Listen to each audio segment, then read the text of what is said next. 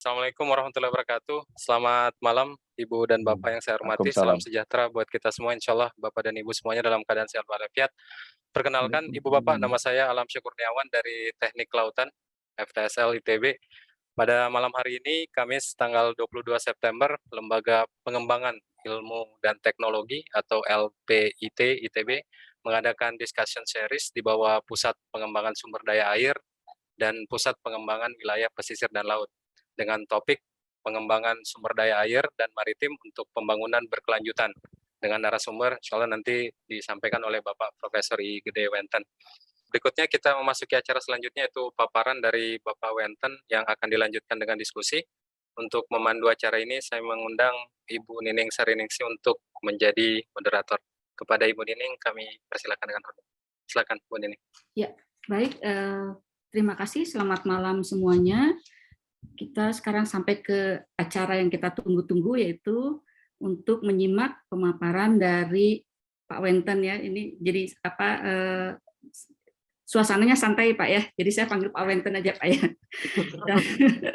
Dan tadi mungkin semua sudah Pak Wenten sudah sangat terkenal ya, kiprah dan prestasi beliau ini sudah sangat luar biasa. Mungkin nanti detailnya akan disampaikan langsung oleh Pak Wenten ya. Jadi mungkin nanti kita akan menyimak pemaparannya. Tadi saya mendapatkan kalau nggak salah terkait dengan membumikan ekonomi kelautan mungkin ke arah seperti itu. Nanti kita setelah Pak Wenten menyampaikan pemaparannya mungkin kita akan ada diskusi. Mungkin supaya tidak berlama-lama, silakan Pak Wenten. Ya, izin Bu Nining ya. Jadi sekali lagi Bapak Ibu sekalian, tadi saya sampaikan saya sengaja pakai kaos oblong nih ya. Ya pokoknya suasana santai. Bu Nining minta CV pun nggak saya kasih. Jangan bacain CV lah, kawan-kawan kita aja nih gitu ya. Intinya sih sebetulnya kita ingin bicara yang substantif aja sambil nyantai-nyantai lah. Silakan yang bawa kopi siap lah sambil minum kopi kita ya. Nah, jadi izin share screen Bu Nining. Ya, Pak. Berarti udah kelihatan ya. Apakah ada kelihatan Bu Nining? Ya, sudah kelihatan Pak. Sudah kelihatan ya. Ya. Nah intinya sih sebetulnya dari awal diskusi ini diinisiasi oleh Pak Riki memang ya. Jadi Pak Riki dengan Pusat Sumber Daya Air ya apalah gitu ya berencana begini begitu dan seterusnya. Akhirnya kita makan siang di CRCS lantai 8 diskusi lebih lanjut pada akhirnya nyambung sampai ke acara ini. Nah acara yang sebetulnya tadinya memang diinisiasi oleh ini gitu ya. Jadi kita sebetulnya kan di ITB ini punya pusat sumber daya air gitu ya. Nah kok setelah dapat ceritanya baik dari Pak Riki maupun dari teman-teman yang lain kok kelihatannya pusat sumber daya air itu lebih ke arah sumber daya saja ya. Tidak ada teknologinya. Nah, ada rencana memang untuk mendorong ya lebih kemajuan untuk pusat air ini gitulah ya. Entah nanti bagaimana ininya. Ya saya ingin memasukkan komponen-komponen ini bukan untuk saya sih sebetulnya. Ini untuk barangkali ya karena teknologi air ini kan penting ya. Jadi di dunia juga saya kira kita tahu semua ya bahwa bisnis air ini bisnis besar dan akan semakin besar di masa yang akan datang ya. Nah, tapi sebelum kita masuk ke situ saya pernah terpikir begini ya Bapak Ibu sekalian ya. Jadi kita sekarang sudah masuki 100 tahun lebih gitu ya. What next gitu ya. Mungkin dulunya pada saat ITB dibikin ini visinya itu clear gitu ya. Jelas ke depan dan barangkali kuat juga gitu ya. Karena mungkin barangkali pada saat itu industri baru dibangun dan seterusnya. Tapi sekarang kita mau ngapain ke depan? Pernah saya terpikir seperti itu ya. Nah, kemudian kalau kita lihat Indonesia juga sama ya. Indonesia 2045 itu seperti apa sih? Ya. Nah, kalau kita bicara Indonesia 2045 kan mestinya kita mengembangkan keilmuan apa di 2045, riset dan inovasi kita itu seperti apa nantinya gitu ya. Nah, jadi antara tantangan Indonesia dan visi ITB kan mestinya ada sinkronisasi lah gitu ya. Nah, saya memang ya Bu Rektor sudah membuat renstra yang bagus begitu ya, dengan sangat seksama lah begitu ya. Tapi kan kalau kita hanya rely sama aturan kayaknya juga ya barangkali jalannya tidak terlalu mulus, biasanya jarang ada dosen yang baca Mensa gitu lah ya. Nah, terus kemudian di LPPM, LPIK, LPIT juga ada sekarang ya. Kita bikin program-program begitu ya. Ya mungkin juga tidak cukup juga begitu ya. Nah, barangkali ya kemarin kita mendorong lagi ya ke arah acara yang lebih konkret begitu ya, Gebiar Budaya Ilmiah Unggul, ya sedikit juga yang datang gitulah. Ya jangan-jangan videonya juga nggak ditonton juga begitulah ya. Nah, saya sadar itu ya. Jadi ya sebagai pejabat di bidang ini ya saya harus meladeni gitu ya. Nah, maka kita bikinlah di lantai 8 tuh di kantor saya di CRCS tuh ya acara makan siang bersama begitu ya. Ayo kita makan siang di sini ngobrol-ngobrol begitulah ya. Intinya sih sebenarnya untuk memancing agar ya kita interaktif begitu ya. Nah, kenapa saya datang ke sini ya ke acara ini juga sebetulnya itu gitu ya. Jadi pernah terpikir sama saya, lah ke depan ini rasanya kita tidak definitif gitu ya arah pengembangan riset dan inovasi kita ya. Secara nasional kalau saya lihat di RIFM juga demikian ya.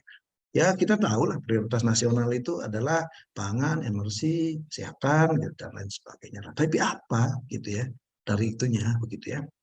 Nah, ITB khususnya gitu ya. Jadi kekuatan ITB ini apa sih gitu ya. Nah, jadi saya berpikir oh barangkali ya kalau mau kompetitif memang harus begitu kan, riset dan inovasi itu kan harus kompetitif gitu ya. Ya ITB kekuatannya di mana saja gitu ya. Ya kompetitif nggak bisa jago kampung aja karena kita punya misi globally respected ya. Jadi bukan hanya locally relevant ya. Nah, globally respected ini tidak boleh juga diplesetkan ya, globally respected in science ya, betul-betul harus begitu ya. Jadi kita harus cari sudut tembak ya. Nah, salah satu memang yang saya cermati itu apa yang kita lakukan sekitar bulan lalu ya dengan seni rupa gitu ya. Karena saya pikir tuh barangkali dengan kombinasi ataupun juga fusi seni dan teknologi itu karena kebetulan seninya ITB ini sangat kuat sekali. Mereka sudah internasional beneran begitu ya. Dan memang ya kita punya banyak tokoh-tokoh di sana gitu ya. Nah, kalau betul-betul ya. Tapi seni teknologi ini bukanlah dari dulu juga kita sadar ya bahwa ya kalau ini berfusi mestinya menjadi hebat begitu ya. Tapi kan rasanya tidak pernah dilakukan beneran, tidak pernah didorong beneran, ada di kurikulumnya juga. Nah, wujudnya seperti apa, memang kelihatannya harus diwadahi. Nah, saya mengadakan acara itu dengan FLSD gitu ya.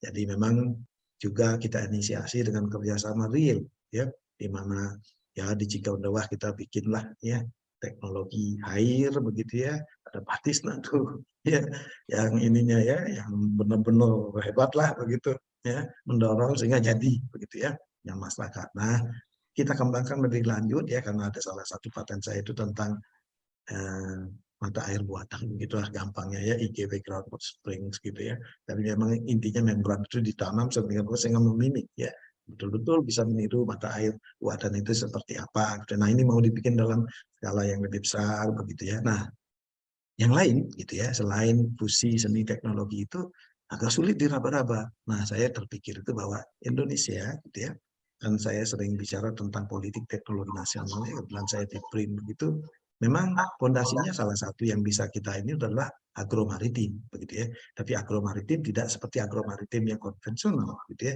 yang betul-betul visinya memang harus kuat sekali dan di backup oleh keilmuan yang bagus. Nah, sekarang pun ada ya. Jadi saya kira visi kemaritiman di masa Presiden Jokowi ini lebih berorientasi kepada ya perikanan tangkap, tol laut ya, ataupun juga poros maritim dan lain sebagainya ya. Tapi kok rasanya tidak cukup hanya begitu ya, tidak cukup hanya tenggelamkan aja lah ya, barangkali memang harus kita isi begitu ya. Nah, inilah sebetulnya ya. Jadi rasanya tidak untuk menakut-nakuti, saya terpikir itu kelak ketika ini menjadi besar gitu ya. Ini kelihatannya bakal membuat ITS itu melampaui ITB begitu. Ya kita bukannya iri ya, intinya memang kita berkompetisi begitu ya. Saya khawatir itu ya karena memang bidang apa lagi gitu ya. Rasanya kalau mau kompetitif globally begitu ya dengan basic kita globally respected itu ya kita juga rasanya di bidang dirgantara nggak menangan kok gitu ya. Ya bahkan PTN sendiri sudah mulai bermasalah begitu ya. ya ruang angkasa gitu ya. Kita tahu semua penting ya, IT dan lain sebagainya ya. Bahkan saya kritik ya ekonomi yang di area itu kan menganut green, blue dan IT. IT itu sebetulnya enggak, bukan ekonomi gitu. Itu sebetulnya ya memang sesuatu yang barangkali mengglobal saja, bukan sesuatu yang barangkali kita bisa unggul gitu ya. Nah, jadi pemikiran-pemikiran seperti itu seperti gayung bersambut begitu ya. Jadi saya akhirnya ketemu Pak Riki dan ngobrol-ngobrol lebih lanjut begitu, ya saya dorong aja lah ini gitu ya. Jadi saya akan bicara apa saja yang saya pikirkan secara gamblang. Saya sendiri kan tidak ahli kelautan begitu. Modal saya cuma satu ya. Saya itu dari keluarga nelayan turun temurun ya. Jadi saya hidupnya di kampung nelayan. Ya minimal lautnya saya tahu, berenang saya tahu lah begitu, dan memang saya lahir dan besar di sana. Itu aja modalnya sebetulnya ya. Selebihnya saya teknik kimia gitu ya. Nah, jadi visi seperti itu ingin saya sosialisasikan ya. Nah, pengawalnya siapa? Ya, saya kira 3 prodi inilah. Kalau memang tidak bisa diakomodir karena memang prodi itu kurikulumnya sudah fix, ya sudah. Sekarang kita kan punya 2 pusat nih ya, pusat air dan pusat kelautan begitu ya. Nah, barangkali itu jalan keluar, dan mudah-mudahan ya saya kira visi kita 100 tahun ke depan itu ya benar-benar masuk ke sana, karena kalau kita tidak masuk ke agromaritim, saya kira itu menyalahi kodrat Indonesia ya, karena Indonesia ini negara yang di ekuator dengan kepulauan banyak dan ada luas begini-begitu dan sebagainya, nanti kita bicarakan lebih lanjut. Oke, saya kira saya sedikit intro sini saja dulu ya, jadi ke arah pusat sumber daya air ya. Saya ingin share aja di sinilah ya. Jadi kuliah ini ya, jadi kuliah yang saya ambil ini itu judul kuliahnya sih teknologi pengolahan dan konservasi air. Ya, dulu saya namakan teknologi water sustainability begitulah ya. Jadi ya, kelestarian air. Tetapi karena memang harus ada 2 judul begitu ya, begitulah kira-kira judulnya nanti di kuliahnya begitu ya. Tapi isinya kurang lebih yang pertama itu ada kurang lebih kira-kira 9 bab ya. Yang pertama tentang water sustainability gitu ya. Yang kedua itu water resource management dan conservation. Lebih karena ini ya, virtual water ya. Jadi konsep virtual water ini kan sebetulnya harus digunakan pemerintah untuk segala kebijakan, bukan hanya urusan air ya, tapi urusan segala industri yang perlu air, semua perlu air ya. Nah, water technology overview ya. Di sini kita ya mengulas tentang semua teknologi yang kita gunakan untuk pengolahan air, gitu ya. Water industry dan industrial water ini, industri air ini ya termasuk PDAM tentu di dalamnya ya. Ya memang di Indonesia itu yang paling unik itu ada ini ya, ada home drinking water purifier. Ya di negara lain mungkin airnya memang drinkable di tapnya ya, tapi di Indonesia kan enggak ya, karena kita nggak percaya PDAM. Industri ini jadi besar sekali di Indonesia ya. Nah, dan lain sebagainya, ada juga kebutuhan nanti untuk aquaculture ya, aquascape dan lain sebagainya Bapak Ibu sekalian. Nah, memang salah satu topik yang besarnya itu sea water desalination ya. Kebetulan saya memang kerjanya yang proyek-proyeknya ya di seputar sinilah ya. Tetapi ada peluang sebetulnya yang karena kita punya banyak deep sea ya di pantai selatan terutama itu ya, Selat Lombok juga begitu ya. Ini potensinya besar sekali ya. Ya karena untuk pharmaceutical juga dan lain sebagainya lah ya. Nah, ada zero liquid discharge, ada Sea Hero ya. Jadi ini Sea Hero ini program Korea.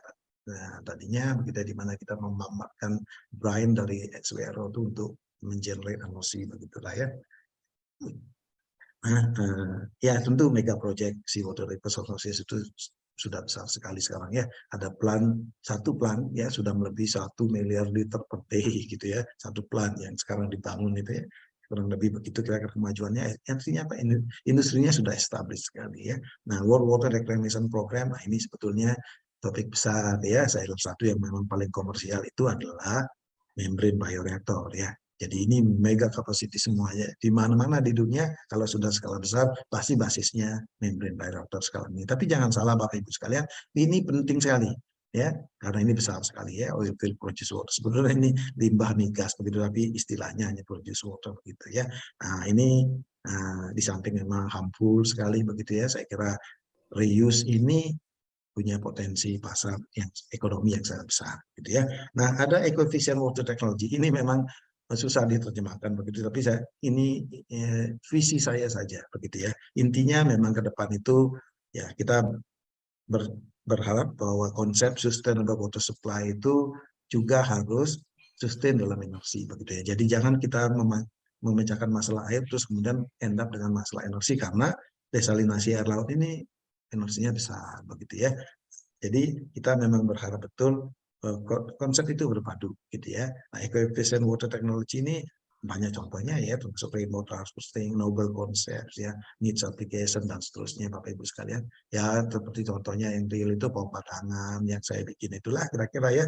Ya terus kemudian yang diputar begitu ya untuk air banjir dan seterusnya lah begitu ya. Ya termasuk juga tadi ya yang saya bicarakan di awal itu bahwa kita punya teknologi untuk meniru mata air buatan ya. Ya artinya konsep mata air buatan untuk meniru mata air yang buatan. Ya, nah kemudian ada blue energy ya. Saya kira blue energy ini umum dikenal sebagai the power of salts ya. Nah, ini biasanya basisnya osmotic power ya, yang kita sebut sebagai pressure retarded osmosis ya. Nah, kemudian ada the power of salt-nya itu dalam bentuk reverse electrodialysis ya. Jadi di sini sebetulnya pressure retarded osmosis itu lebih berbasis kepada osmotiknya di mana ya air sungai dan air laut ya atau air laut dan brine reverse osmosis itu beda osmotic pressure-nya kira-kira 25 bar gitu ya.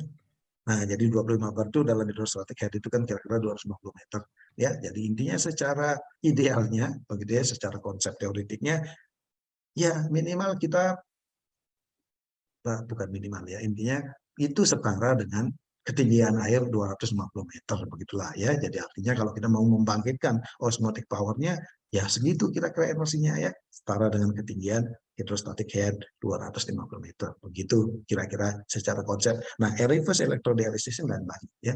Reverse electrodialysis ini kalau kita biasanya memisahkan garam, memisahkan ion gitu ya, pakai listrik itu biasanya kan ionnya berpindah karena memang beda artinya energi listrik yang kita berikan ke ion-ion tersebut begitu ya. Nah, tetapi kalau ion berpindah karena beda konsentrasi mestinya menghasilkan energi listrik. Kira-kira begitu ya. Nama alatnya sebenarnya elektrodialisis tapi in reverse begitu ya. Kalau elektrodialisis yang tadi gitu ya, yang kita bilang bahwa memisahkannya dengan listrik, kalau yang ini terpisah karena sehingga menghasilkan listrik. Kurang lebih begitu ya. Di bab terakhir memang kita bicara future outlook, energy recovery device, ya ultra low pressure, ya bagaimana sebetulnya betul-betul bisa bikin seawater desalination pada tekanan rendah, ya muncul semacam aquaporins dan lain sebagainya, ya tantangan di bidang micropollutant, waste brine, bagaimana pemanfaatannya jenis application. Jadi saya kira Bapak Ibu sekalian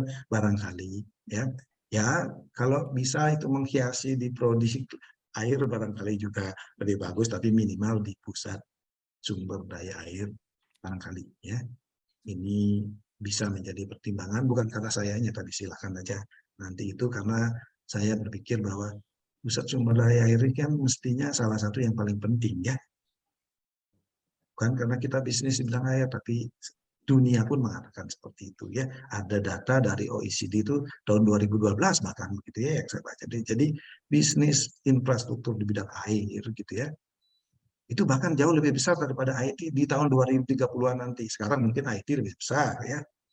Tapi itu data OECD ya. Jadi betul-betul seperti itu ya, ilustrasinya kurang lebih yang diceritakan itu adalah ya sekarang orang gandrung sama HP ya. Ya seperti sekarang tahun 70-an kita gandrung sama TV gitu, tapi sekarang kan nggak ada orang ya dengerin TV, dengerin radio gitu ya. Ya orang HP semua gitu ya. Tapi katanya konon di 2030-an juga mungkin itu mulai saturated begitu. Ya sementara air kan terus saja ya meningkat dan ke jumlah manusia pun meningkat ya. Ya terus kemudian lingkungan ya deteriorating begitu ya. Jadi intinya kerusakan lingkungan dan sebagainya itu betul-betul sangat mempengaruhi bisnis air di masa mendatang. Kira-kira begitu Bapak Ibu sekalian, ya mudah-mudahan ya overview singkat tentang kuliah ini bisa sedikit menginspirasi tentang pengembangan pusat sumber daya air di ITB ya, yang saya harapkan betul-betul bisa menjadi pusat yang kompetitif begitu. Ya. Nah, saya kira saya scroll aja ya ke atas ya. Susah juga nih. Oke.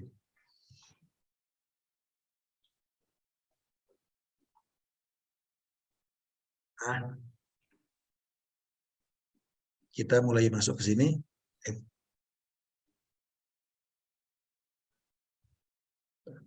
Masih. Saya answer dulu deh kalau gitu ya. Saya ulang lagi deh.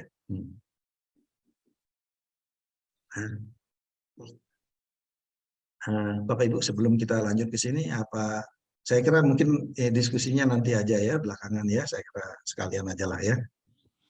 Jadi seperti cerita tadi, ya ini pemikiran saja ya, bahwa kita ke depan ini mau dibawa kemana ITB, begitu ya. Dan pada akhirnya kalau kita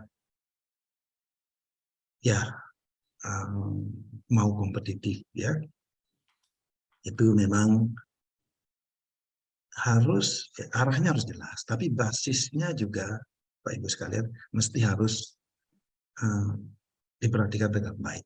Apa sih kekuatan kita gitu ya. Nah, jadi yang saya percaya itu ya karena Indonesia negara maritim gitu ya, dan pulaunya banyak 17.000, khatulistiwanya ekuatornya paling panjang ya, 20% dari ekuator dunia itu di Indonesia gitu ya. Nah, ini tentu banyak artinya ya, sampai mungkin satelit di atas matahari dan seterusnya ya. Saya kira energi matahari itu kan ya the ultimate source of apa saja begitu ya. Nah, jadi berbasis pemikiran ini ya rasanya Indonesia pasti ujung-ujungnya akan ke sana, mengarah ke sana. Nah, kalau ITB tidak memperhatikan itu kan akan persoalan ya. Sehingga tantangan Indonesia dan visi ITB ini memang harus selaras lah begitu ya kira-kira ya. Karena nanti ITB masih tetap ya bisa menjadi universitas yang kompetitif ya 100 tahun ke depan lagi bila perlu ya atau lebih ya selamanya begitu ya. Nah, Indonesia 2045 ini mesti juga kita pikirkan ya. ITB memang harus lead the country gitu. Jadi betul-betul kita ya negara juga mengharapkan seperti itu ya, kalaupun juga mungkin sekarang ITB ya tidak terlalu kompetitif dibandingkan dengan dulu barangkali ya, tapi sebetulnya masih kuat lah gitu ya, dan memang harus kita antisipasi saja bagaimana mengembalikan kejayaan ITB itu gitu ya, tapi betul-betul ya kejayaan yang basisnya kuat sekali ya. Barangkali dulunya mungkin barangkali para senior kita ya, dengan segala terima kasih yang sudah mereka lakukan begitu ya, ya tantangannya berbeda dengan yang kita hadapi sekarang ya. Saya kira kita sekarang itu mungkin karena universitas lain sudah juga maju-maju begitu ya. Nah, jadi memang kita berkompetisi ya, dan memang kompetisi ini saya yakin sesuatu yang bagus ya, yang asal sehat begitu ya, untuk kemajuan kita sama-sama. Nah, dalam memikirkan Indonesia 2045 ini memang salah satu basisnya itu memang ekonomi kelautan ya, atau blue economy ya. Memang itu barangkali acuan ya yang paling tidak saya percaya ya. Nah, itu jadi memang ITB itu rasanya harus segera masuk ke sana ya. Nah, jadi ini kalau kita lihat ya di RIRN 2017 sampai 2045, di situ betul-betul rasanya yang paling mengenaskan itu adalah Indonesia 2045 itu sama dengan Korea 2014 gitu, 2015 ya. Nah, di state betul seperti itu ya. Jadi kok kayaknya nggak tega gitu. Jadi saya memang protes keras sekali urusan itu, dan saya minta diganti ya, karena saya di print juga gitu. Jadi itu saya kira tidak betul lah ya, sebagai negara ya di mana kita menyusun riset induk nasional begitu ya, itu ya rencana riset induk nasional ini kan mestinya harus kompetitif begitu ya. Nah, sehingga memang harus ada jalan keluarnya ya. Nah, kita tidak hanya protes, tapi mestinya arahnya lebih kepada apa yang tadi saya bicarakan itu gitu ya, sehingga nanti secara ekonomi kita memang kuat sekali dari agromaritim, itu salah satu gitu ya. Nah, Renif ITB 2025 sampai 2050 kalaupun belum ya, mesti harus kita pikirkan juga ke arah sana ya. Barangkali pemikiran seperti ini bisa digodok lebih lanjut ya, artinya ya Bapak Ibu kan lebih profesional dari saya di bidang ini gitu ya. Nah, ini hanya pancingan saja ya, barangkali ke depannya Renif kita bisa ya betul-betul menekankan itu ya untuk 2025 2050 ya. Kalau benar ya, kalau salah ya oke lah gitu ya. Tapi rasanya memang Indonesia karena ke sana ya, ITB juga sebetulnya harus sejalan ke sana ya. Nah, namun misi globally respected local relevant ini saya kira kalaupun ini Renif yang sekarang ya, dari 25 tahun yang sekarang itu berakhir di 2025 juga ya, 2024 gitu ya, akhir 2024. Tapi kok kayaknya ini memang sesuatu yang ya relevan begitu ya, untuk dijadikan mutu ya, saya kira kedepannya juga begitu. Cuman memang ingin saya tekankan lebih lanjut ya, karena kita betul-betul sekarang itu memang harus kompetitif dalam dunia keilmuan ya. Jadi betul-betul globally respected and locally relevant in science ya. Jadi globally respected ini tidak boleh ngarang-ngarang sendiri ya, bahwa kita bicara banyak begini begitu di dalam negeri, tapi di luar negeri nggak ada kompetitif sama sekali ya. Ya saya kira kita semua mengalami, kita ya, saya ada di dalamnya ya. Mohon jangan diartikan bahwa saya mengkritik saja gitu ya, saya sendiri ada di dalamnya. Ya kita sendiri kan tahu ya, kalau kita di dalam negeri mungkin cuap-cuap banyak, tapi kalau di luar negeri kan nggak bunyi ya. Hampir boleh dibilang satu pun aja nggak ada ya. Ya kecuali mungkin ilmu-ilmu politik apa segala macam yang hubungannya dengan sosial, itu ya mungkin saja lah intinya. Tapi kalau sains itu paling nggak, ya sangat sulit. Saya nggak usah sampai ke Amerika ya. Ada forum ilmiah di Singapura aja, ini memang persoalan ya. Nah, locally relevan pun sebenarnya nggak boleh ngarang-ngarang ya. Locally relevan ini dalam pengabdian masyarakat kita memang harus basisnya kuat sekali secara keilmuan ya. Sekarang tuh kalau nggak itu bohong aja semuanya ya. Saya kira kita mau ngapain sih ya? Mending beli barang Cina aja lah sudah gitu ya. Kalau memang tidak betul-betul kompetitif itu. Nah, kompetitifnya bagaimana gitu ya. Jadi memang secara basic ilmuwan kita sebetulnya sekarang tuh udah ada masalah ya, karena ilmu itu tinggal Google ya. Kuliah kita bagus-bagus, anak muda kita pinter-pinter gitu ya. Tinggal sekarang sudut tembaknya saja gitu ya. Nah, agar betul-betul bisa kompetitif, unggul itu kompetitif ya. Itu memang ya kita harus betul-betul memanfaatkan kearifan lokal kita. Ya memang kompetitifnya kita di situ ya. Dan itulah salah satunya memang topik yang akan saya bahas ini Bapak Ibu sekalian ya. Jadi ya membumikan konsep ekonomi kelautan di Indonesia. Ya, nanti kita bahas dari sisi politik teknologi nasionalnya seperti apa, negara kepulauan maritim itu mestinya harus gimana. Nah, ini di ekonomi biru ya. Jadi perspektif Indonesia. Nah, perspektif yang ada sekarang saya kira seperti yang saya sampaikan tadi, lebih kepada ya perikanan tangkap ya dengan segala euforianya gitu ya.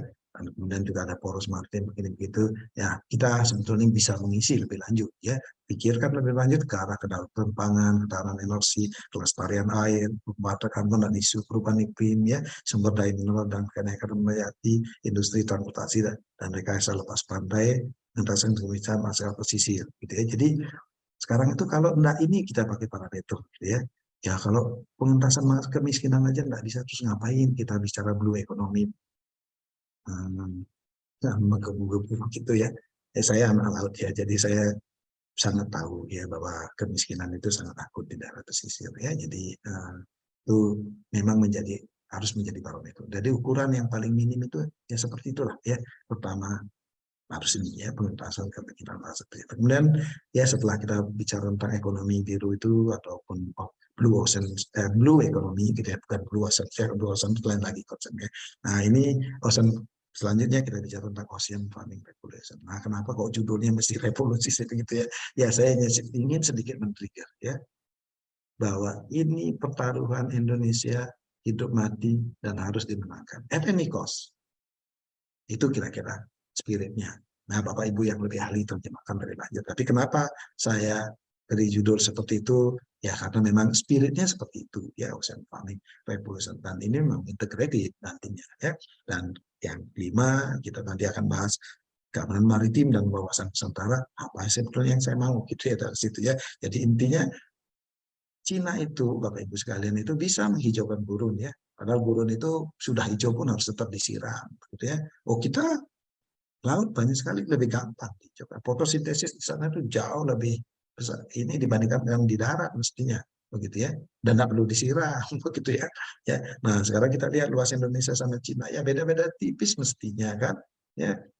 Ya Cina 9 juta kilometer persegi 8, sekian lah intinya ya. Kita 1,9 yang mestinya kalau digabung dengan lautnya ya sekitar 7 juta kilometer persegi lah ya. Ini umum kosongnya begitu Bapak Ibu sekalian. Nah kalau nanti ya konsep seperti ini kita mulai dari pulau-pulau terluar dan sebagainya, khususnya di Natuna sama belahan-belahannya sana itu diblok dulu ya pinggir-pinggirnya, yang pada akhirnya ya ujung-ujungnya kelak kemudian nanti siapa tahu setelah kita kuat, tapi ya sebelum kuat jangan ngomong begitulah ya. Intinya setelah kita kuat betul-betul menjadi negara yang ini ya, luas Indonesia itu 7 juta kilometer persegi kira-kira begitulah ya, sama air-airnya tentu yang ada di dalamnya ya. Ya kalau airnya juga disedot dikosongin kan sebetulnya itu daratan ya, hanya mungkin sekarang lagi direndam kerendam air lah kira-kira begitu, kira-kira ya wawasan Nusantara sama maritime security yang mungkin barangkali gampangnya saya omongkan seperti itu. Jadi kurangnya mohon dimaafkan, silakan nanti Bapak Ibu yang lebih profesional ya. Nah, nanti langkah konkretnya adalah mega project marine food resources. Kalau memang kita riset-riset ini tidak boleh tidak ngasilin uang ya, nanti nggak sustain ya. Nah, marine project mega project marine food resources ini yang menjaga sustainability-nya. Ya, karena ini pasti ngasilin uang. Saya sendiri anak laut loh. Ya, saya banyak membuat alat sekarang di ya pusat-pusat penelitian kelautan seperti hatchery begitu ya, yang ada di Gondol dulu, Jepara, bahkan di Aceh kena tsunami dulu. Ya, alat saya banyak di sana lah. Tapi mestinya ya kalau di Gondol itu dia di samping hatchery ya. Hatchery itu pembibitan ya Bapak Ibu sekalian ya, dari larva telur yang mulai menetas, kemudian dibibitan sampai umur 30 hari. Setelah itu pembesaran ya. Nah, pembesaran ini biasanya kalau kita pakai konsep ocean farming itu di Gondol ada itu ya, mereka punya yang di tengah laut juga gitu ya. Rasanya ada pembesaran di sana. Ya karena saya bikin alat untuk nanochlorosepsia juga gitu ya. Jadi harapannya sih memang ya riset yang menghasilkan langsung gitu ya. Nah, nanti bukan hanya marine food resources sebagai bentuk bisnis, gitu. Tapi pusat keilmuannya juga di situ integrated betul ya. Nah, satu model itu di benchmark nanti ya, barangkali modelnya dikembangkan di daerah yang barangkali di mana kita fleksibel, tapi mega project yang benerannya itu nanti dimulai dari pulau-pulau terluar lah begitu kira-kira ya. Betul-betul pengembangan secara keilmuannya yang kuat itu ada di proyek yang akan kita bicarakan ini. Jadi Bapak Ibu sekalian, kira-kira begitu visinya ya. Jadi kalau kita berbicara tentang politik teknologi nasional, ya saya pernah cerita panjang lebar, saya banyak berdebat dengan Pak Emil Salim urusan ini ya intinya, terutama di haluan Pancasilanya. Bapak Ibu boleh lihat rekamannya di acara BRIN ya, yang itu ya. Tapi yang saya mau sodok satu ini adalah agromaritim ya, sebagai basis utama industri unggul, dan saya kira banyak yang menyepakati ini gitu ya. Kalaupun agromaritimnya tidak seperti yang agromaritim biasa gitu ya, lebih karena mega project tadi integrated gitu ya. Nah, jadi kalau Bapak Ibu sekalian bicara masalah ini, kita nanti nggak lepas dari ini ya, konstruksi hukumnya seperti apa. Ya memang harus dipikirkan juga itu ya, dan barangkali dan kita sudah punya cukup banyak landasan hukum ini, tinggal peraturan pemerintah sama Perpres mendukungnya barangkali yang perlu disesuaikan. Nah, negara kepulauan benua maritim Nusantara ini ya saya kira kita semua sudah tahulah Indonesia ini prospeknya memang luar biasa besar di situ ya. Saya ingin 5 menit aja saya presentasi begitu ya, nanti selebihnya kita diskusi ya. Nah, terus kemudian blue economy yang sudah disebut presidennya seperti tadi Bapak Ibu sekalian ya, pengentasan kemiskinan begitu ya. Ya umumnya kalau kita berbicara realnya kan ocean farming, perikanan tangkap, greenhouse tourism ini memang harus integrated. Saya kira kasus Pulau Seribu salah satunya ya. Ya tourism sini kan sebetulnya yang paling banyak hasil uang juga, tapi sebetulnya kalau ilmunya atau teknologinya sudah dikembangkan lebih lanjut. Ocean farming ini karena nanti mempekerjakan nelayan, ya mereka tidak boleh hanya diperas, ya betul-betul harus sebagai pegawai, begitu ya, sebagai karyawan betul di sana. Dan tugas kita juga untuk memikirkan dan menyerap mereka, begitu, karena memang ada hitung-hitungannya itu Bapak Ibu sekalian, ya. Nah, jadi ini tentang kedaulatan pangan, di mana pemberdayaan sektor maritim ini is a must, ya. Nah, di samping karena negara kita seperti tadi yang saya ceritakan itu landasannya ya protein untuk seafood ini kan juga sangat sehat sekali ya, belum lagi kalau kita berbicara si vegetables-nya begitu ya. Nah, di sini berapa penting ya ocean food itu gitu ya omega 3 dan lain sebagainya Bapak Ibu sekalian. Nah, ocean farming itu kurang lebih kira-kira beginilah konsep-konsepnya begitu ya. Jadi sebenarnya kalau Indonesia itu ya saya yang sudah saya desain itu kurang lebih seperti inilah, itu sebagai artinya ya karena bukan laut ganasnya ya, apalagi sebetulnya kita itu karena banyak pulau ya 17.000, kita sebetulnya nggak perlu pakai konsep offshore seperti di Norway, di Cina begitu ya. Kita rasanya semuanya mesti onshore, terhubung ke pulau gitu ya. Jadi intinya kalau offshore dengan onshore saya kira nggak perlu diceritakan, Bapak Ibu lebih tahu lah ya, itu memang kayak bumi dan langit aja nanti bedanya dalam segala hal gitu ya. Nah, energi tadi sudah disinggung juga ya, saya kira banyak energi di laut itu begitu ya. Nah, terus kemudian ada sea water desalination, ya, saya kira bila perlu kita masuk ke sini begitu ya, di mana nanti brine-nya bisa untuk sea water mining begitu ya. Ada banyak di sini, bahkan uranium ya dikembangkan di situ. Jadi kalau kita salah satu konsep itu begini ya, yang pernah terpikir sama saya, kita kan banyak pulau nih, di antara pulau itu kan arusnya cukup deras tuh ya, tempat mengalir. Nah, kalau kita pasang absorber di sana, ya. Umpamanya kayak saya hollow fiber membrane absorbent gitu ya. Jadi pengabsorb tetapi berbentuk membran hollow fiber. Luasnya bisa jutaan kilometer persegi dan volumenya nggak terlalu besar ya kalau membran itu, karena hollow fiber itu biasanya packing density-nya sangat tinggi sekali. Nah, apa itu sebetulnya? Ya kalau kita umpamanya mau menyerap uranium, ya absorbennya itu taruh ya di dalam pori-pori membran ya, di sepanjang hollow fiber itu ya. Jadi nanti air mengalir dengan sendirinya karena ada arus laut begitu ya.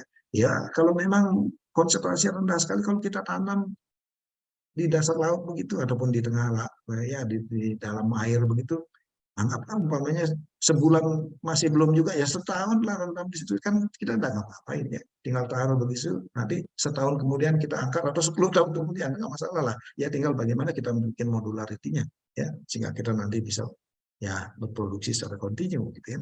Nah jadi ini kan sebetulnya sesuatu ya saya kira ya, baik itu uranium maupun juga litium begitu ya. Sekarang ada paten dari MIT ya, saya kira cukup bagus ya dari kantor saya di sana ya untuk absorpsi litium dari air laut gitu ya. Tapi sangat selektif sekali ya. Saya kira hal-hal seperti itu bisa kita kembangkan di Indonesia, salah satu contohnya. Tapi bukan hanya litium ya, saya kira fosfor, kalium, terus kemudian juga magnesium. Saya kira banyak sekali di laut yang bisa kita manfaatkan.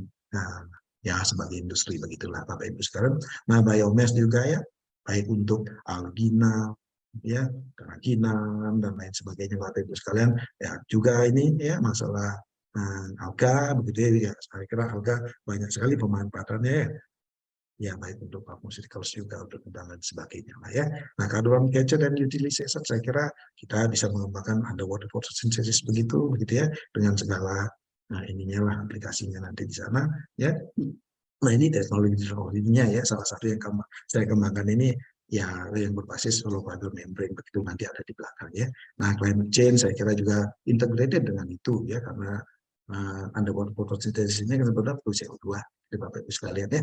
Nah pakai CO2 di sana sementara dia respiration juga ya. Biasanya kalau kita ada banyak fotosintesis begitu ya. Fotosintesis itu kan juga plankton salah satunya. Plankton itu ada dua jenisnya, satu yang binatang begitu ya, satu yang tumbuhan. Itulah ya. Yang tumbuhan ini kan berfotosintesis, tapi binatang juga ada yang berfotosintesis begitu ya. Nah, kalau itu banyak biasanya ikan juga ada dan lain sebagainya sekalian ya. Nah, ini juga penting ya, gerakan sejuta mangrove ini mangrove ini fungsinya banyak sekali ya. Dan kita bisa lihat di sini ya, 90% dari mangrove forest di dunia itu ada di tropik itu ya. Nah, sementara bla bla bla bla ya, mangrove itu juga ada buahnya begitu yang bisa dimakan terus segala macam ya, ada crabsnya, ada ikan yang hidup di situ dan seterusnya. Di samping memang untuk carbon capture juga ya, karena luas mangrove ini juga sebetulnya kalau betul-betul kita galakkan ya itu ya sangat efektif sekali untuk itu ya, bahkan bisa menjadi pariwisata begini lah kira-kira ya Bapak Ibu. Terumbu karang dan isu perubahan iklim di satu sisi tentu terumbu karang ini sangat sensitif dengan asidifikasi air laut ya, tapi sebetulnya ya karang itu sendiri kan terbentuk dari kalsium kan begitu ya. Ya tentu ada hubungannya dengan CO2 absorpsi juga begitu ya. Nah tourism saya kira ya pantai-pantai Indonesia itu kan negara yang indah di dunia sekarang ini ya. Jadi apalagi kalau kita betul-betul sudah tahu ya pulau-pulau yang di daerah-daerah cukup terpencil begitu ya. Kita tahu kan cuma Labuan Bajo begitu ya. Terus yang di mana tuh di Irian dan seterusnya lah ya. Tapi saya kira pulau-pulau di Indonesia itu banyak yang indah-indah sekali ya. Ya, saya kira di pesisir Sumatera yang bagian barat itu kalau pernah ke sana, wah luar biasa sekali di situ dan seterusnya dan Bapak Ibu sekalian ya. Transportasi ya, Indonesia bangsa pelaut, tapi sekarang kita ya bikin kapal aja masih soalan gitu ya. Nah, sementara kita relay sama ITS saya kira ini ya, ITS mungkin barangkali, tapi ya barangkali ITB why not begitu kan, intinya kan kita punya Cirebon tuh sekarang tuh ya, barangkali laboratorium seperti itu mulai dibangkitkan ya. Ya kalau ITB lari ke arah komersial, kita ke arah pertambangan kali ya, barangkali begitu ya. Ya bahkan mungkin yang begini begitu ya, yang sebetulnya kan jauh lebih dibandingkan kan memakai teknologi pesawat terbang ya. Kalaupun pesawat terbang perlu ya, bila perlu beginilah kira-kira ya. Jadi ya bisa mendarat di laut juga dan seterusnya ya. Jadi memang konsepsi dari Indonesia bangsa pelaut ini betul-betul harus kita pahami secara mendalam betul begitu ya. Nah, jaga sebetulnya untuk maritim security begitu ya. Jadi memang ini juga ada hubungannya nanti dengan mega project water apa namanya itu yang akan kita bicarakan itu ya. Nah, pada akhirnya memang wawasan benua maritim Nusantara inilah yang sebetulnya barangkali ya yang melintas di pikiran saya, kok kayaknya kita betul-betul kalau lihat itu Indonesia kan kayak gini nih gitu ya. Ya kalau nanti kita punya mega project yang betul-betul desain dengan sangat kuat sekali ya, baik ilmuannya maupun konsep ekonominya, ya semua pulau-pulau terluar ini ya kita isilah. Saya kira ini mungkin nggak terlalu urgent ya, tapi ini ya Natuna inilah kira-kira ya. Kalau di blok di sini rasanya kok aman-aman aja dah gitu ya. Kalau di selatan Australia nggak aneh-aneh lah gitu ya. Misalnya masih jauh juga. Kalau sana begitu ini nih titik ini ya. Saya kira mungkin juga di sini ya dan lain sebagainya. Kok kayaknya nanti kalau kita kuat secara ekonomi ya, kalau kuat ekonomi militer juga bisa kuat, begitulah intinya kita punya 300 juta orang begitu ya, nggak ada lah yang kurang. Batang petenteng begitu rasanya begitu ya, masuk ke tengah-tengah sini begitu ya. Jadi kalau secara ekonomi sudah begini, bila perlu kita bangun jembatan dari Jawa ke Sumatera ke Bali begitu ya. Ya saya kira kok kelihatannya seperti hayalan begitu, tapi kalau di pikiran saya kok enggak ya, barangkali bisa seperti itu gitu ya. Ya yang pada akhirnya memang luas negara kita itu betul-betul bisa diklaim ya sampai ke dalam-dalamnya situ, kurang lebih begitu ya. Nah langkah konkret yang harus kita pikirkan betul ya. Satu, pertama mega project marine for resources. Kedua, kesiapan teknologi dan infrastruktur, daya dukung keilmuan dan konstruksi hukumnya seperti apa ya. Nah jadi mega project ini, jadi Bapak Ibu sekalian, ya Pak Jokowi mimpinya memang sudah lama, mungkin Pak Ali ya, saya kira bukan Pak Jokowi aja, jauh sebelum itu saya kira orang sudah berbicara tentang konsep blue economy ya, ekonomi yang berbasis laut. Tapi betul-betul Indonesia ini memang harus ya menjadi yang paling depan karena memang kita yang paling cocok.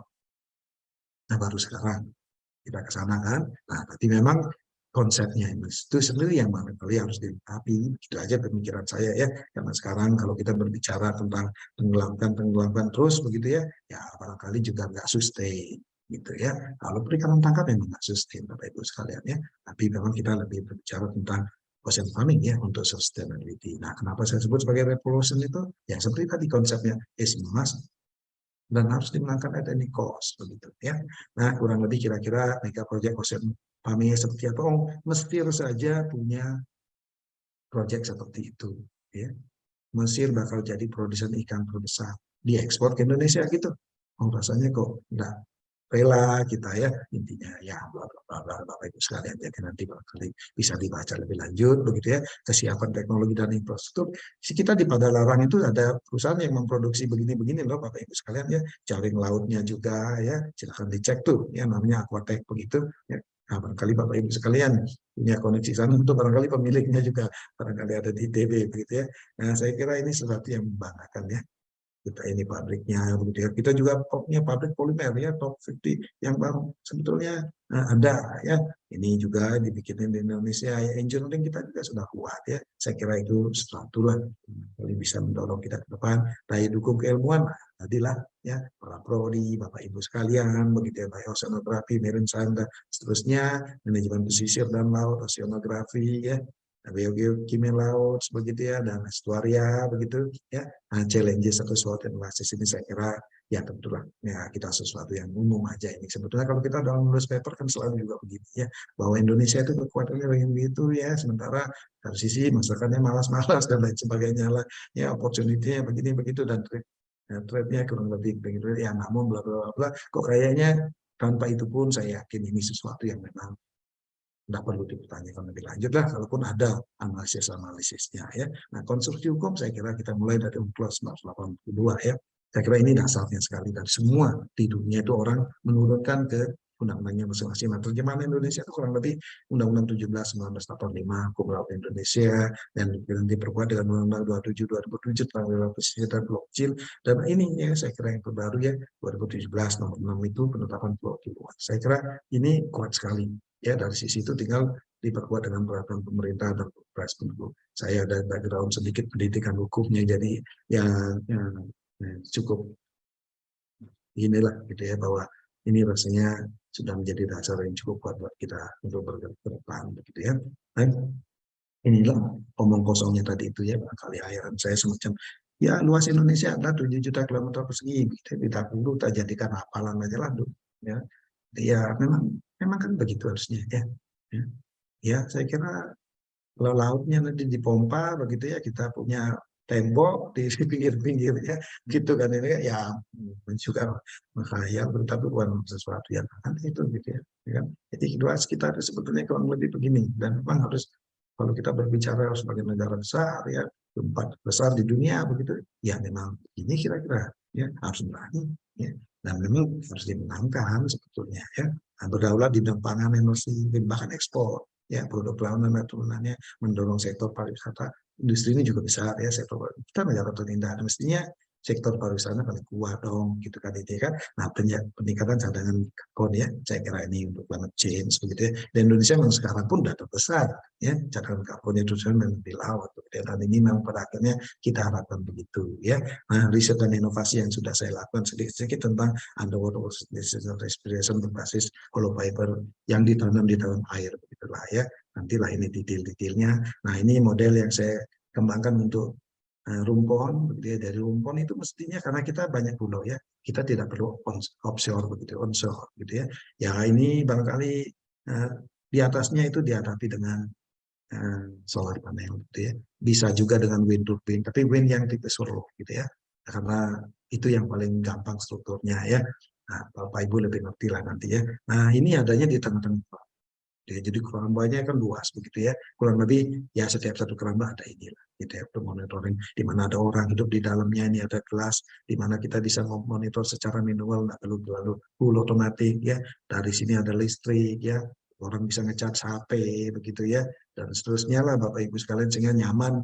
Ada di sana bahkan mungkin menjadi industri pariwisata juga. Ini tanpa dalamnya, ini barangkali tanpa atasnya begitu ya. Nah, kita juga mengembangkan ini ya. Ini atmospheric water harvesting. Jadi atmospheric water harvesting ini logikanya begini Pak Ibu sekalian, di laut itu kan penguapan deras sekali ya.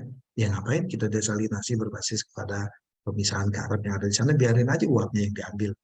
Nah, inilah kawan mirip alat peltier begitu, cuman dengan solar panel ya. Nah, ini berbasis absorpsi begitu ya. Nah, dulu saya tahun 2004 pernah bikin alat seperti inilah, dan ini ya artinya untuk efisiensi gitu ya. Jadi bisa ditaruh di rumpon-rumpon itu gitu ya. Kapasitasnya tentu tidak banyak ya. Jangan untuk mandi ya, untuk minum itulah kira-kira ya. Jadi teknologi-teknologi ini sudah ada sebetulnya ya. Kita bisa kembangkan sehingga memang orang di tengah laut ini merasa nyaman begitu ya. Ya, dan juga kalaupun nanti dia terbawa oleh arus laut kemana begitu ya. Ya seperti rumpon yang di mana itu gitu ya. Jadi ya mereka masih tetap ada air minum gitu ya. Nah, materi presentasi ini saya ambilkan aja ya dari semua gambar-gambar. Kita nggak punya waktu juga. Ini tadi ada kejadian lucu. Saya tadi ya baru habis selesai rapat dengan senat dari pagi rapat mulu gitu ya. Baru selesai rapat itu jam 6.30. So tiba-tiba saya mau tidur gitu. Untung melintas di pikiran itu detik terakhir. Oh, saya kan harus seminar gitu ya. Ya, hampir fatal sekali rupanya begitu ya. Nah, begitu kira-kira Bapak Ibu sekalian, silakan ya dibahas lebih lanjut dalam diskusi saja. Terima kasih. Ya, silakan Bu Nining. Ya, baik. Terima kasih Pak Wenten. Pemaparannya sangat menarik sekali ya. Jadi memang tadi selain sesuai dengan SDGs gitu ya, tapi ujung-ujungnya itu ya untuk menuju mengurangi atau tentang kemiskinan ya, ujung-ujungnya ke situ. Baik, kita buka session diskusi. Silahkan yang akan mungkin bertanya atau menyampaikan pendapat untuk mudah melihat, mungkin raise hand. Silahkan. Ya, langsung aja lah, santai aja kita. Ya. Langsung ya, silakan. Ya, saya juga sambil ngopi ya. Oh ya, Pak Arno, silakan Pak. Baik, terima kasih Bu Nining.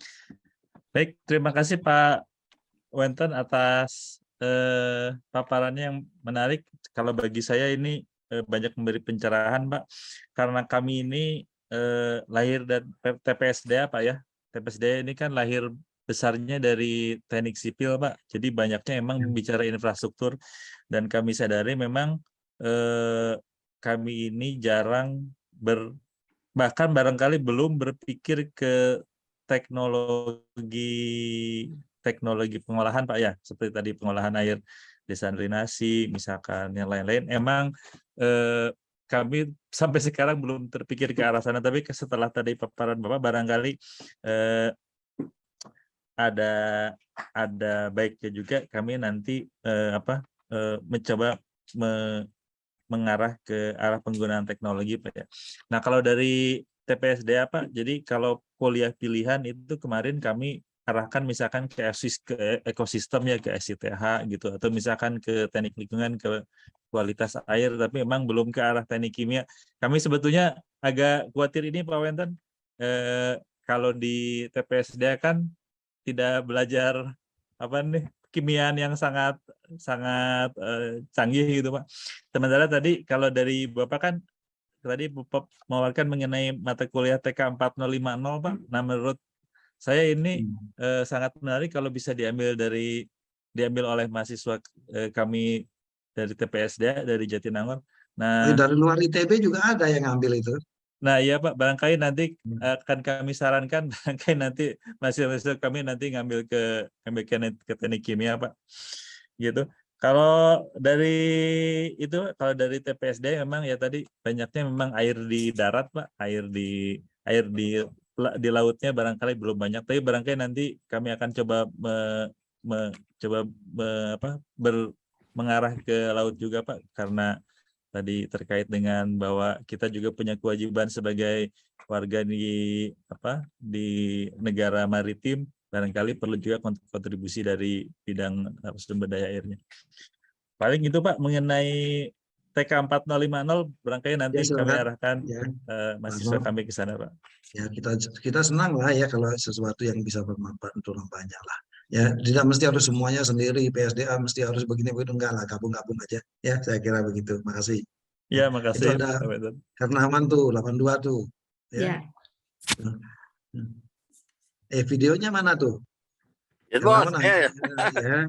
Assalamualaikum. Pak Wenten, gimana nih kok gelap-gelapan ini? Ya sudah belum sempat itu ikut makan-makan di tempatnya Pak Wenten saya nih. Ditugasin terus sama Pak Edwan ya.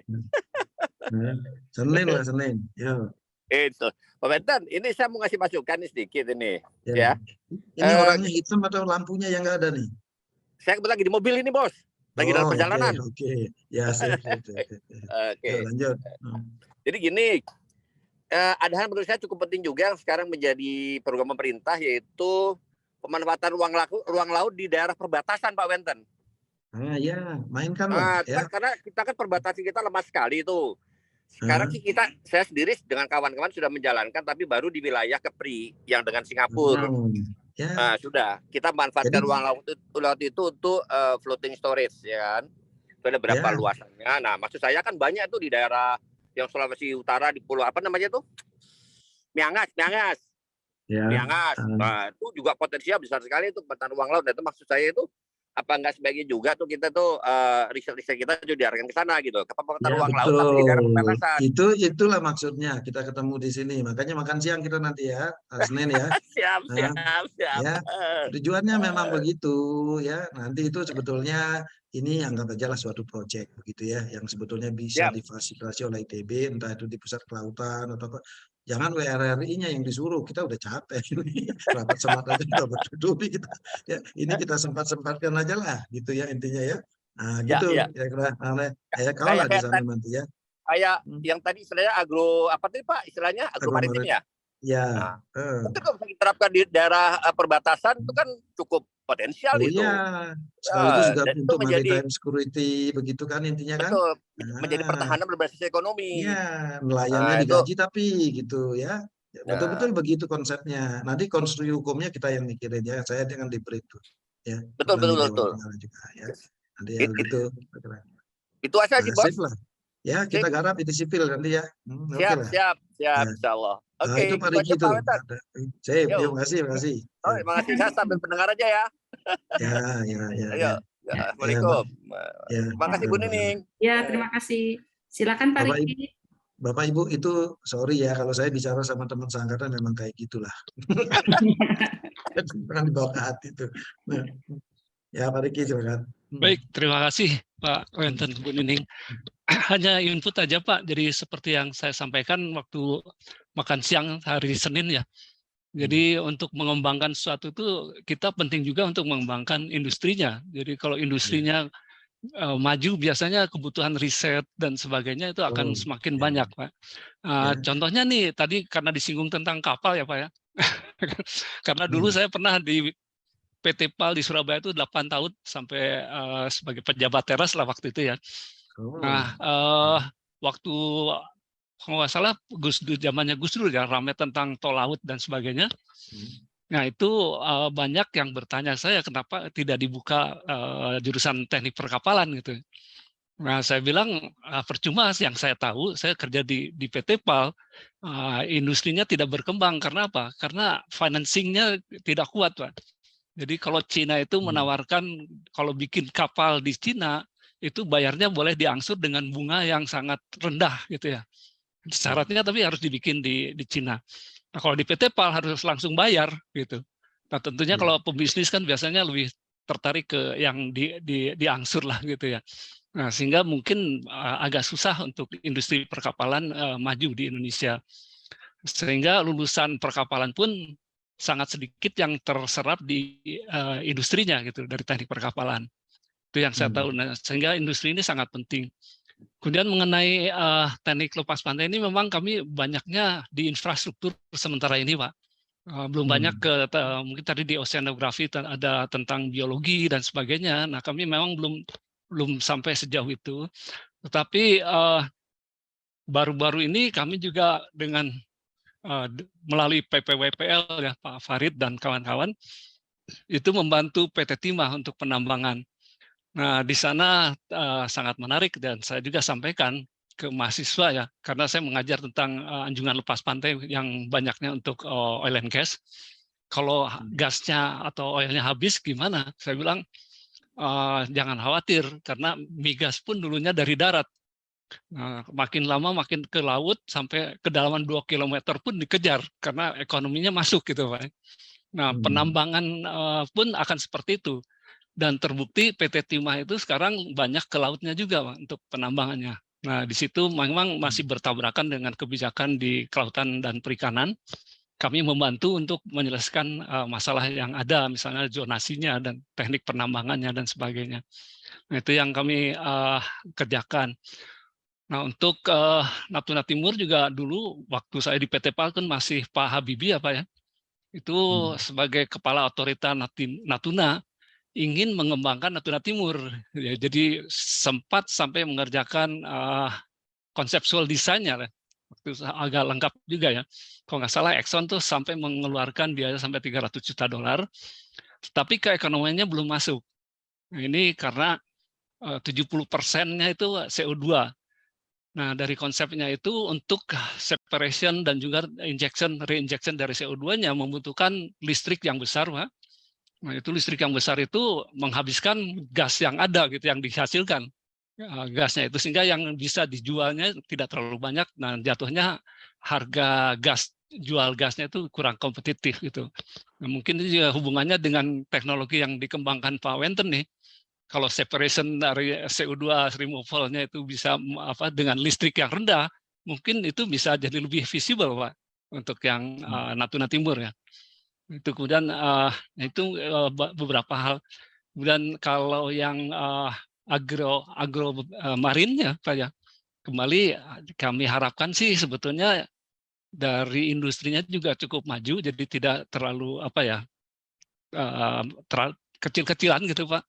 Karena biasanya kalau kecil-kecilan ujung-ujungnya ya nanti yang pengempul atau tengkulaknya yang malah maju dan dia tidak mau mengembangkan sampai terlalu besar industrinya. Yang penting profitnya mereka yang mencarinya. Nah, mungkin itu Pak yang kemudian ya saya harapkan dari dosen-dosen yang muda lah yang lebih maju Pak. Apalagi kalau bicara 2045 atau 35 ya. Mungkin saya terutama sudah pensiun soalnya. Jadi saya sangat mendorong yang muda-muda nanti ada ada Eko Karnius Ilman, ada Farid ya, Farid, Pak Hendra Akhyari, yang mungkin lebih, Pak Hendrawan juga ya, mungkin lebih banyak berperan lah untuk pengembangan kelautan nih gimana. Tapi dari pemerintah juga diharapkan ya industrinya untuk bisa dimajukan gitu Pak. Itu mungkin itu saja Pak komen topiknya menarik Pak. Terus sebelum lupa Pak, saya sempat bicara dengan para dosen di kelautan tentang rencana Pak Wenten. Kemudian Pak Farid ini adalah mengajar tentang isu kontemporer ya. Kalau nggak salah beliau tuh, wah kelihatannya Pak Wenten cocok nih diundang untuk ngajar di kelautan tentang isu kontemporer dan sebagainya. Oh, saya senang lah saya, ya cari-cari teman lah ya. Ya. Baik, terima kasih Bu Nining, Pak Wenten. Ya, terima kasih. Ya, yang terakhir tadi itu Pak Riki, itu yang untuk menghindari masalah itu makanya memang proyeknya harus mega project begitu ya. Bukan asal-asalan, bukan ecek-ecek sehingga nanti banyak cukong, banyak orang intercepting, itu mungkin barangkali bisa kita hindari di situ. Jadi orang itu dipekerjakan, nelayan dipekerjakan betul-betul ya. Dan kita memang itu. Dan itu ada proyek seperti itu, bukan tidak ada. Apalagi kita itu kan tak punya winter. Ya, oh ya pastilah sebetulnya ya, hitung-hitungan itu enggak aneh gitu ya, karena memang ya kita melihara ikan juga sudah ada, ya keramba juga sudah ada begitu ya, terus kemudian apa itu ya, rumpon-rumpon itu juga sudah ada, memangnya tinggal bagaimana betul-betul bisa membuat semacam mega projectnya gitu ya. Nah, yang CO2 saya kira itu memang dulu saya tim Natuna juga kebetulan tahun 2006 ya. Jadi memang ya dulu saya usulkan absorbennya itu harus air. Teknologinya kalau air harus begini-begitu dan seterusnya lah. Sehingga nantinya CO2 lebih ke arah utilization ya, bukan untuk diolah terus kemudian karena memang tidak ada ekonominya, apalagi diinjek. Oh itu susah sekali, duit dari mana ya. Nah, alternatif lain itu salah satunya selain absorpsi dengan air itu dibakar aja lah. Kan sekarang ada turbin yang CO2-nya berapapun masih oke. Listriknya yang kita pakai ya. Entah itu dikirim atau kalau enggak pakai. Pakai itu untuk apa? Ya kembanginlah industri yang relevan. Contohnya mungkin klorar kali ya. Klorar kali ini kan nantinya PVC itu. Ya industri PVC itu bukan di sana dan bla bla bla bla lah. Ya intinya kalau kita bicara ya pendek-pendeknya kurang lebih kira-kira begitulah gambaran yang bisa kita sampaikan ya. Terus kemudian yang pertama tadi itu tentang perkapalan ya. Ya kalau kita ngomong Cina memang nggak ada habisnya ya. Tapi ya namanya juga kita memang mau membangun konsep untuk ke depan begitu ya, sama dengan ITB sekarang ya. ITB ini kan kita mendorong penguatan budaya ilmiah. Lah yang lainnya gimana? Ya kita tetap jalankan seperti berdiri di dua kaki, berpijak di tempat yang berbeda begitu ya. Ya tetapi arahnya kita tahu ya. Ya bisnis as usual jalankan. Ya bila perlu import dari Cina di awal-awal pun tidak apa-apa, tapi efisien kan, efektif kan, seterusnya. Tapi kita tahu arah kita. Nantinya jangan-jangan yang paling perlu banyak kapal itu Indonesia bukan Cina, gitu ya. Nah di situ kan pasar terbentuk. Kita juga mulai kuat, kompetitif dan seterusnya. Bahkan sebetulnya ya kalau kita orang dagang ini rasanya ngertilah tidak 100% bisa di cover sama apa. Ada sudut-sudut tembak pasar yang sebetulnya unik ya, niche di Indonesia. Nah di situ kita memang itu mainan kita biasanya ya, orang dagang tuh tahu lah itu ya. Jadi saya sedikit-sedikit ada gitu-gitunya juga lah ya. Saya kira gitu Pak Riki, makasih. Ya, baik, terima kasih. Ada lagi, silakan. Ya, izin Bu Nining. Ya, silakan Pak Farid, silakan. Ya, baik, terima kasih Bu Nining. Ya, terima kasih Pak Wenten atas sharingnya Pak. Ya, mungkin ini kami Pak Wenten dari dari Pusat Pesisir dan Kelautan, ya sebenarnya dengan paparan Pak Wenten ini jadi tercerahkan kembali Pak ya. Mungkin ini semacam update arahan dari WRRI juga Pak ya, termasuk Pak ya, karena selama ini kami dari Pusat Pesisir dan Laut itu dan juga mungkin PPS ya sama ya. Jadi ada seperti yang saya sampaikan sebelumnya Pak, ada pengklasteran Pak, bidang senat Pak ya. Jadi di kami itu lebih prioritasnya itu ke infrastruktur dan kebencanaan Pak. Tapi kalau melihat dari paparan Pak Wenten ini sebetulnya memang dua pusat ini, pusat PPWPL ini dan PPS ya, sepertinya sudah mulai shifting juga Pak ya ke sana ya. Jadi mungkin bisa masuk ya kan, agromaritim ini masuknya mungkin ke pangan juga Pak ya, ke pangan gitu ya. Kemudian tadi juga ada energi juga Pak ya. Sebetulnya memang dari teman-teman oceanografi juga sudah mulai banyak ya, seperti saya sempat ngobrol juga dengan Bu Ivon ya, Bu Susan gitu Pak, untuk penyediaan air bersih gitu Pak di daerah pesisir ya, mungkin dengan melalui pengabdian masyarakat Pak ya. Mungkin nanti hal seperti itu juga bisa ditarik ke pusat pusat pengembangan wilayah pesisir dan laut Pak. Nah mungkin juga selain itu sepertinya yang paparan-paparan dari Pak Wenten itu juga mungkin kita perlu cari partner dari kementerian Pak ya, sepertinya partner dari kementerian, Kementerian Kelautan dan Perikanan. Nah kemarin juga kami pas berpapasan gitu dengan Pak Riki ya, sempat ngobrol-ngobrol juga. Ini Pak Riki ini sepertinya ada kegiatan dengan KKP juga ya Pak Riki ya. Dengan KKP, kemudian ngobrol-ngobrol dengan Pak Riki itu dengan dengan fakultas nanti Pak ya, kalau nggak salah ya nanti ya. Saya ngobrol dengan Pak Riki, udah tarik aja ke pusat, saya bilang. Tarik aja ke pusat supaya nanti bisa lebih luas lagi bidangnya begitu Pak Wenten. Itulah yang saya harap juga. Jadi silakan dimainkan di situ gitu ya. Jadi ya. Nah untuk sama juga Pak seperti sumber daya yang ada di kita Pak. Ini mungkin ya salah satu yang mungkin di sini ada tadi ya sudah disebut-sebut oleh Pak Riki ini Pak Farid Pak, sama juga namanya Pak Farid gitu ya. Saya yang muda ya. Kita saya ketemu kan. Saya kemarin sempat mengikuti workshopnya Pak Farid juga ya di kemarin ya. yang kemarin saya Pak. juga. Betul, yang terkait dengan floating structure ya, itu untuk energy utilization ya Pak Farid ya, kalau nggak salah ya. Nah itu mungkin nanti bisa dikaitkan juga dengan pusat pesisir dan laut ya. Tapi Pak Farid ini afiliasinya sekarang di PPEBT ya, betul ya. Ya nanti mungkin bisa nyambung aja nggak apa-apa ya. Udah ada restunya tuh dari Pak Wenten tuh, jadi nanti Pak Farid mungkin nanti bisa bisa sambil bantu-bantu juga nih dari ke pusat kelautan dan tapi selama itu keilmuan ya udah jangan terlalu direstrik-restrik gitu ya. Oke, kalau duit boleh lah. Tapi kalau keilmuan ya itu memang mestinya harus bebas beneran gitu. Ya, baik Pak Wenten, mungkin itu Pak. Nah ini mungkin kalau ada yang mau disampaikan, ini sudah 2 kali disebut nih Pak Farid ini. Ya, mana Farid? Terima kasih Pak Wenten.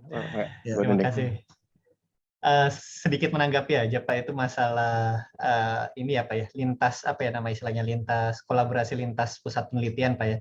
Itu memang juga yang kami bahas waktu itu di workshop ya. Jadi memang kolaborasi ini terutama di zaman sekarang Pak ya.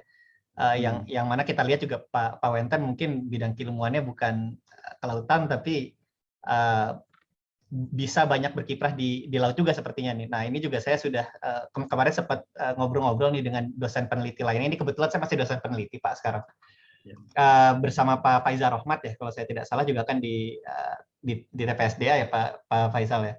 Jadi kita sudah sedikit menjajaki lah. Jadi kurang lebih apa yang kira-kira bisa kita bantu ya Pak ya. Mungkin nanti bisa lebih detail, nanti kita datang mungkin ke Pak Wenten gitu. Pokoknya makan siang makan siang Senin itu beres biasanya kan, kemarin beres tuh. Jadi nggak perlu panjang-panjang lah. Saya sangat sepakat dengan Pak Wenten dan Pak Farid tadi yang sudah disebutkan. Memang ini kolaborasi lintas pusat penelitian dan lintas kakak atau apapun itu, menurut saya memang sudah harus semakin marak ya Pak ya, di zaman sekarang. Dokumen yang saya presentasikan ini bisa menjadi sesuatu gitu ya, silakan dikembangkan lebih lanjut. Saya ini kan udah umur ya, intinya sama dengan cerita Pak Riki tadi. Saya cuma punya korek api ya, cuma bisa nyulut-nyulut aja. Silakan nanti yang lainnya ya terusin gitulah ya. Siap, Nah, nanti di Kementerian Kelautan oke lah, itu urusan saya lah juga, jangan Pak Riki gitu ya. Yang bagaimana menggodok itu, tapi di pusat itu tolong digarap aja gitu ya. Nah, nanti ada BRIN juga terlibat di sana gitu ya intinya ya, karena sekarang kan semua lembaga-lembaga ini ya yang ada punya pusat penelitian ya, termasuk kementerian ya, kementerian dan lembaga lah ya, itu sekarang masuk BRIN semua ya, termasuk itu hatchery itu semua masuk BRIN sekarang ya. Tapi intinya nanti saya fasilitasi itu ya, yang mungkin nanti kita garap segera itu ya, kalau memang sudah ada green light begitu kan, ini memang harus nasional ya.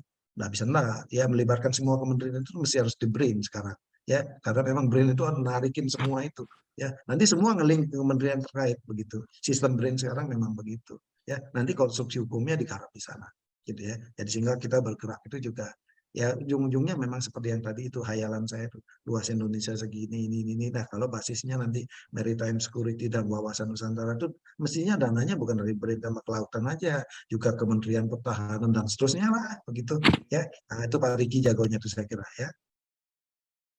Ya, Pak. Silakan. Silakan. Ada lagi? Kalau tidak ada, mungkin ini Pak, mungkin saya ingin menanggapi sedikit Ya, Pak. silakan. Terkait mungkin minta pendapatnya terkait dengan rencana aksi atau implementasinya Pak ya. Ini terkait dengan kan ini tentu saja memerlukan suatu dukungan policy atau kebijakan yang berkelanjutan. Seperti sudah banyak ya konsep-konsep seperti yang dulu pernah dibuat oleh Kemenko Maritim tentang Natuna Smart Independent Island gitu ya. Di situ sudah ada konsep tentang renewable energinya secara hybrid, mengembangkan smart aquaculture dan dihubungkan dengan ekotourism tadi juga Pak. Tapi saya lihat tuh yang di kita itu yaitu begitu berganti gitu yang pemegang polisinya, maka itu akhirnya tidak sustain Pak. Jadi tidak pernah sampai ke rencana aksinya terimplementasikan. Mungkin setelah ada BRIN ini bagaimana Pak? Mungkin itu yang saya ingin sampaikan. Jadi yang tidak pernah berganti tadi itu pusat kelautan ITB, pusat sumber daya air ITB. Itunya ya jangkarnya sekali nanti itu ya. Nah, yang kedua yang betul-betul harus dilakukan itu adalah penguatan keilmuannya. Kita betul-betul harus pakai teknologi yang betul-betul sangat kompetitif bila perlu hasil pengembangan kita sendiri, begitu ya. Ini basis betul gitu ya, karena kalau nggak ada dua ini susah kita. Nah yang berikutnya itu sebetulnya kan kita mesti harus membuat semacam proposal. Proposal itu jangan terus gede sekaligus, ya integrated aja dari berbagai proposal. Umpamanya ke BRIN apanya, ya ke kelautan apanya, ke Kementerian Pertahanan seperti tadi Pak Hermawan bilang apa, begitu ya. Nah digabung-gabung itu semua. Ya, berupa proyek-proyek penelitian begitu, tapi konsep besarnya itu mesti ada semacam blueprint yang dibikin oleh pusat kelautan, kira-kira begitu. Ya, nah kita di Universitas memang bergeraknya nanti begitu ininya. Ya, nanti kalau ada mega projectnya ya barangkali BRIN yang lebih cocok ya untuk menjalankan itu. Ya. Ini lagi ada hujan di tempat saya, suaranya agak itu ya berisik ya. Cukup jelas Pak? Jelas Pak, jelas. Ya, Oke, jelas. Ya, silakan. Aman Pak, aman. Itu Pak Made itu. Silakan Pak. Baik, selamat malam Ibu dan Bapak. Rupanya saya yang paling jauh nih Pak, saya dari pertambangan. Saya kaget juga tadi. Kebetulan saya juga sudah pensiun, tapi saya masih tetap ingin belajar Pak ya, ingin belajar. Saya baca materi presentasinya Pak Wenten di WA Group Pak kemarin. Waduh, ini sangat tertarik sekali gitu loh Pak ya, karena memang masalah pengembangan laut ini begitu besar. Ada masalah problem di pertambangan Pak, bahwa sekarang banyak sekali tambang-tambang yang agak kesulitan untuk membuang tailing di darat. Ya, jadi hasil olahan itu tidak bisa ditampung di darat karena berbahaya sekali, bisa longsor dan sebagainya. Nah, peraturan Menteri Lingkungan Hidup memperbolehkan membuang tailing ke laut, ya dengan syarat bahwa ada thermocline permanen atau dia dibuang pada kedalaman lebih dari 100 meter. Nah, ini peraturannya diizinkan, Pak. Nah, saya melihat tadi Pak Wenten ada seawater mining, Pak. Nah, ya. Seperti kita ketahui, tailing itu kan masih mengandung mineral-mineral seperti mineral tanah jarang, ya, yang konsentrasinya mungkin pada saat diolah tidak ekonomis. Nah, di situ saya lihat tadi di seawater mining itu ada semacam busa ya Pak ya, apa itu ya. Itu membran yang bisa menangkap mineral-mineral yang lolos dari pengolahan. Nah ini kan sepertinya kan seolah-olah tailing dibuang ke laut itu berupa pencemaran Pak ya. Nah, Ya. tapi kalau pada kedalaman lebih besar dari 100 meter itu dia tidak naik lagi ke atas. Nah, sehingga sudah dibuktikan bahwa tidak terjadi pencemaran. Kalau konsepnya Pak Wenten ini ya kan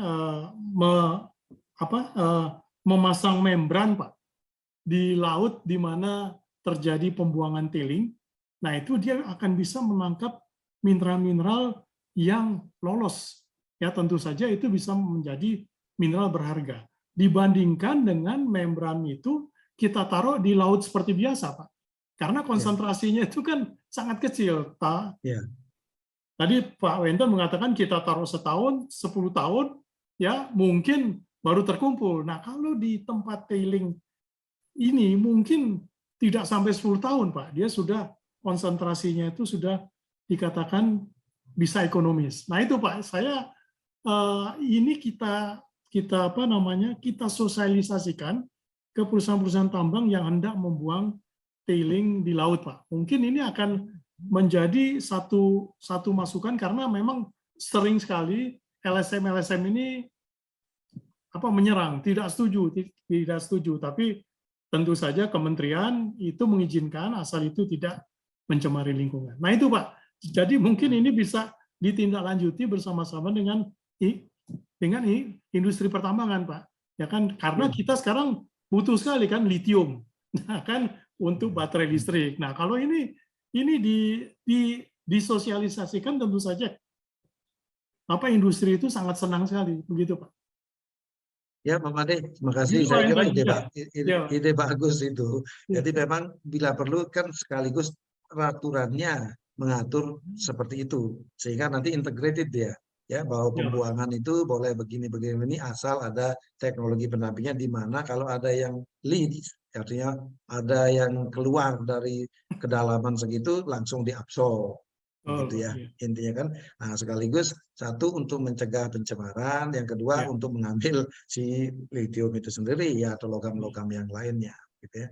Nah ini kan mirip-mirip dengan tempat pembuangan akhir dari industri kita juga begitu, nanti kan ada licit tuh gitu ya keluar dari itu ya, sebetulnya itu juga mesti harus ditangani juga. Nah licit itu kira-kira kalau pada dasarnya dalam cerita Pak Made tadi itu ya saya kira yang artinya yang keluar dari zona itu gitu ya, umpamanya dia di kedalaman 100 meter ya tapi tetap ada difusi kan gitu ya, ya pastilah itu ya yang mereka klaim itu kan sebenarnya konvektifnya enggak ada gitu ya, karena memang tekanannya sudah 10 bar tetapi difusifnya kan ada. Nah itu pasti ya kalau dalam ilmu itu kan standar ya. Nah, itu dipasangin alat seperti itu ya, bila perlu alatnya betul-betul mengcover areal yang jauh lebih luas dari tempat pembuangan itu. Ya. Ya, sehingga bagus untuk lingkungan juga. Ya, ini mirip-mirip terjadi di offshore untuk produce water ya. Nah, produce water ini kan ya akal-akalannya sebetulnya ya seperti teknologi yang menyelesaikan, sebetulnya nanti duit yang menyelesaikan itu nanti begitu ada sogok-sogok itu ya lancar, nggak ada sogok-sogoknya juga. Nah itu tadi produce water sebetulnya mau di kedalaman berapa aja, oh itu ada yang volatile malah gitu ya, itu sebetulnya teremisikan juga ke laut. Nah, cuma daya olah laut kita masih lebih tinggi gitu ya, karena mungkin samudra ini luas sekali ya, untuk mengabsorb segala macam ini ya kotoran gitu ya. Tapi memang teknologi yang relevan untuk mengatasi masalah lingkungan itu harus juga ya menjadi pemikiran kalau kita mau memperlakukan aturan yang seperti itu. Kira-kira begitu Pak. Gitu Pak, kalau misalnya kita tindak lanjuti nih Pak ya, jadi mungkin tidak berhenti di seminar saja Pak. Saya harus kemana ini Pak? Ya sebetulnya ini kan inginnya saya ini kan barusan aja baru habis rapat gitu ya. Nah setelah presentasi ini biasanya juga tidur. Besok rapat lagi begitu ya. Nah maka sebetulnya ini kan saya nggak mau ini aja ya, membawa korek api aja mau tak nyalain gitu ya. Jadi memang ya di ITB ini memang begitu ya Pak Made, mungkin juga hafal begitu ya. Ya kita aturan udah banyak ya, terus kemudian segala macam udah dibikin lah, range lah udah ini udah gitu ya. Ya tapi kan tetap semangat orang itu ya kadang-kadang aturan range pun udah dibaca gitu ya. Ya kan? Ya saya sampai berpikir ya sudahlah kita adakan makan siang. Ya enggak datang juga mereka. Diajak makan aja susah. Apalagi kalau diajak kerja gitu kan. Ini kan. Nah, jadi intinya ya saya sekarang pikirnya pokoknya saya tembak-tembak langsung gitu ya. Bulan lalu itu seni rupa saya datengin langsung lah. Begitu kan ini kan, itu mereka juga luar biasa ini.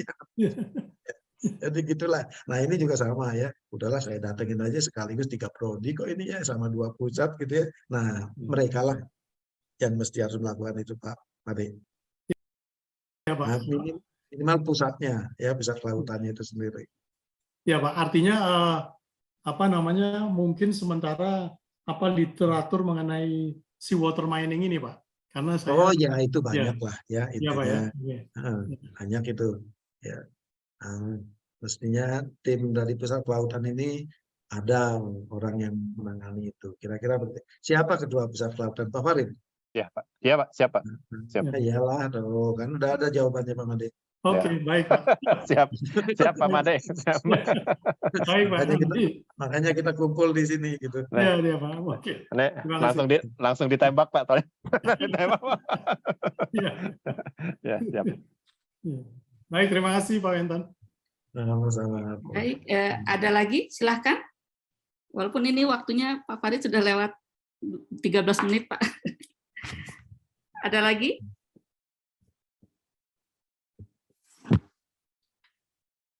Kalau tidak ada, mungkin memang ini waktunya sudah lewat dari 13 menit dari jam 9. Ya, mungkin tadi pada intinya bagaimana tadi pesan Pak Wenton adalah kita ITB bisa tetap kompetitif tadi ya, mempertahankan kekuatan kita dan menuju visi ya untuk 100 tahun ke depan ya, tadi salah satunya adalah pengembangan agro maritim mungkin supaya tadi bagaimana membumikan ekonomi kelautan dan ujung-ujungnya adalah tadi untuk pengentasan kemiskinan seperti itu. Mungkin itu mungkin kita salah satunya. Dan kita akhirnya mungkin saya kembalikan ke MC Pak Alamsyah.